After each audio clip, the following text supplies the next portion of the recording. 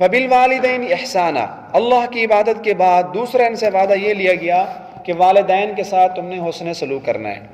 اب کچھ پہلے میں نے بتلایا تھا آپ حضرات کو، کچھ اللہ کے احکام ایسے ہیں جو گزشتہ شریعتوں والے ہیں، اسلام نے ان کو منسوخ نہیں کیا، تو یہ حکم اللہ کی عبادت اور والدین سے حسن سلوک، یہ بھی وہ احکام ہیں جو گزشتہ شریعتوں میں بھی تھے۔ یعنی بنی اسرائیل کو یہ حکم ہے نا کہ والدین سے حسن سلوک کرو، اور والدین سے اچھا سلوک کرنا یہ ایک ایسا حکم ہے جو آدم علیہ السلام سے لے کر حضور علیہ السلام کی نبوت تک ہر نبی نے اپنی قوم کو یہ حکم دیا۔ سب نبوتوں میں یہ حکم موجود ہے کہ والدین سے تم نے حسن سلوک کرنا ہے، اس لیے کہ والدین سے حسن سلوک کرنا یہ ایک فطری عمل ہے۔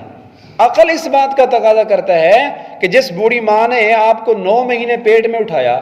پھر اس نے 2 سال آپ کو دودھ پلایا اور آپ کی خدمت کی، پتہ نہیں والدین کتنے جتن اٹھاتے ہیں بچوں کی پرورش کرنے میں، چھوٹے چھوٹے ہوتے ہیں ان کو دودھ پلانے میں، ان کی پرورش کرنے میں، ان کی نشو و نما میں، والد سارا دن محنت مزدوری کرتا ہے، بچوں کے لیے کرتا ہے، اور والدہ ان کے دکھ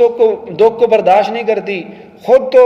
روکھی سوکھی کھا لیتی ہیں لیکن اس کی خواہش ہوتی ہے میرا بچہ اچھا پہنے اچھا کھائے۔ تو جس والدین نے تم سے اتنے اچھے سلوک کیے ہیں، اتنی محنت تمہارے لیے کی ہے، تو عقل تقاضا کرتی ہے کہ ان لوگوں کے ساتھ برا سلوک نہ کیا جائے۔ تو اسلام چونکہ ہمارا ایک فطری مذہب ہے تو یہ نیچر کی کبھی خلاف ورزی نہیں کرتا، جو ایک نیچر ہے انسان کی فطرت ہے، تو اسلام فطرت کے مطابق حکم دیتا ہے، اس لیے اسلام نے حکم دیا کہ والدین سے حسن سلوک کرو، اس لیے کہ عقل کا تقاضا بھی یہی ہے اور اسلام بھی اسی بات کا حکم دیتا ہے۔ تو والدین سے حسن سلوک کا مطلب ان کی فرما برداری کرو اور ان کی خدمت کرو، اگر ان کو مال کی ضرورت ہے تو ان کو مال دو، تو اگر ان کو جسمانی خدمت کی ضرورت ہے تو ان کی جسمانی خدمت کیجیے، اور والدین کی ہر وہ بات مانیں جو اللہ اور اس کے رسول کے خلاف نہ ہو،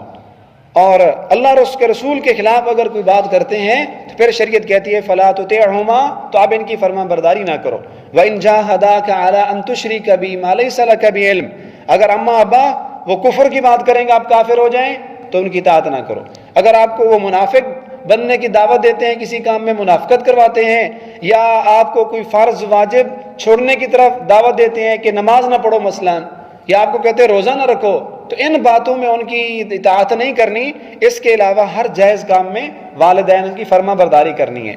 البتہ جو مستحب کام ہیں ان کے بارے میں لکھا ہے علماء نے کہ اگر کسی مستحب کام کے چھوڑنے کا والدین حکم دیتے ہیں تو اس کو چھوڑنے کی گنجائش ہے۔ مثال کے طور پہ وہ کہتے ہیں نفلی روزے نہ رکھو،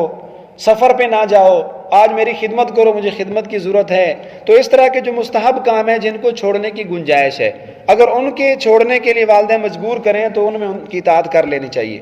تو والدین سے حسن سلوک کریں۔ حضور علیہ السلام نے کتنی پیاری ایک حدیث میں ہمیں اس آیت کی تشریح سمجھا دی اور اپنے عملی زندگی میں ہمیں ایک پیغام دیا۔ فرمایا کہ دیکھیں اماں کا اتنا احسان ہے کہ اگر میری والدہ زندہ ہوتی اور میں محمد مصلی پہ کھڑا ہو کے نماز پڑھ رہا ہوتا تو میری اماں آواز دیتی ہے محمد، تو میں نماز توڑ کر کہتا جی امی لبیک۔ تو کتنا حضور علیہ السلام نے ہمیں پیغام دیا والدین کی فرما برداری کا۔